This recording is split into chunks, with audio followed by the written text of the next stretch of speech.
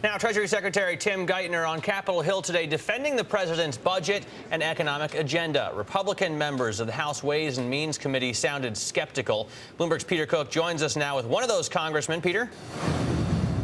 Matt, thanks very much. Texas Congressman Kevin Brady has had his tussles with the Treasury Secretary in the past, calling for him to step down at one point. Today, he had another opportunity to question Tim Geithner, and Congressman Brady joins us now from Capitol Hill. Congressman, thank you for the time. And the Secretary making the case today at that hearing that any greater effort to rein in the budget deficit this year could undermine the recovery. Do you agree with that? No, I don't. In fact, I think of all the budgets I've ever seen on Capitol Hill, I've never seen one that permanently damages our economy like this one does. Do you give the administration any credit for improvements in the economy? We did see 5.7% growth last quarter, the unemployment rate at 10%, but job losses have slowed substantially, as some of your Democratic colleagues in the committee pointed out today. Are they doing anything right in your view?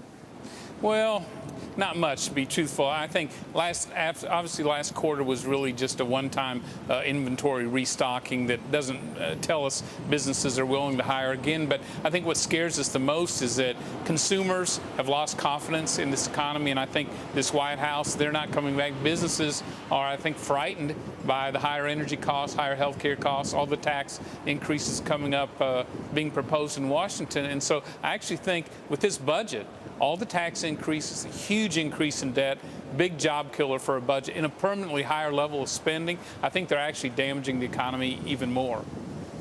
You did ask the Secretary about one area where you and others have suggested there could be bipartisan cooperation. That is the issue of trade. The president said he wants to double exports over the next 5 years. First of all, do you think that's possible? It's going to be difficult, but I think it's a great goal for the president. The trick, though, is you got to translate words into action. And so far, by sitting on the 3 pending free trade agreements, it's costing about 250,000 jobs. And if the president wants to double exports, which we will go side by side with them to help him do that, we got to get back on the trading field globally. And right now, unfortunately, sort of tethered to the unions, this White House won't step out on it. Well, let me ask you about the South Korea trade deal, because that's been a hot topic. A lot of people suggesting that's the biggest single opportunity for exports in the short term. Some of your Democratic colleagues say, listen, South Korea does not open its markets to our autos, for example. It's simply not a fair deal.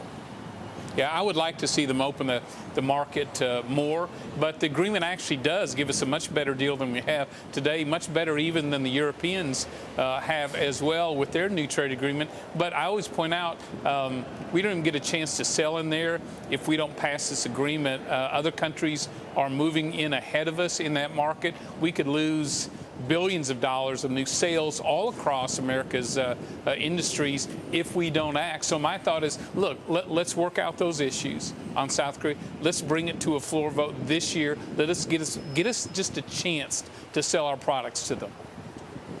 You also asked the Secretary today, or commented on the AIG bonus situation. He said in his opening statement, again, he was outraged by the new round of bonuses being paid out to employees at that company, at the financial products division in particular. Your reaction to what he told you today? He made the case the government has no legal control to stop those payments. I'd just like them to pick a side. I mean, the president and Treasury Secretary a year ago expressed outrage at the AIG bonuses. Here we are a year later. They're twice the size they were last year, and it's, oh well, we can't do anything about it. I really think they've mishandled AIG from the start, and the public, I think, is just fed up with it. And let me ask you, do you still believe Tim Geithner should step down? You've called on that in the past. Absolutely. You know, this economy is not recovering as it should. He is the point person on the economic packages. And in fact, I think more Americans now, more than 50%, feel economically and financially less secure since this White House took over. At some point, he's going to drag them down. Congressman, let me just ask you finally. The president came, spoke to House Republicans last week. Are you encouraged that there's any area of real bipartisan cooperation between you and this White House? You know, I think there could be on trade, and we hope they're serious about that. I know we'd like to lead on deficit cuts, real serious restrictions on spending if they're willing to do that. But my worry is that they've just polled and people want them to work together with us. And so this will be just a sort of a cosmetic posturing at this point. But if they're serious about sitting down, we will. All right, Congressman Kevin Brady, Republican of Texas, member of the House Ways and Means Committee. Thanks for the time. Appreciate it. Carol, we'll send it back to you in New York.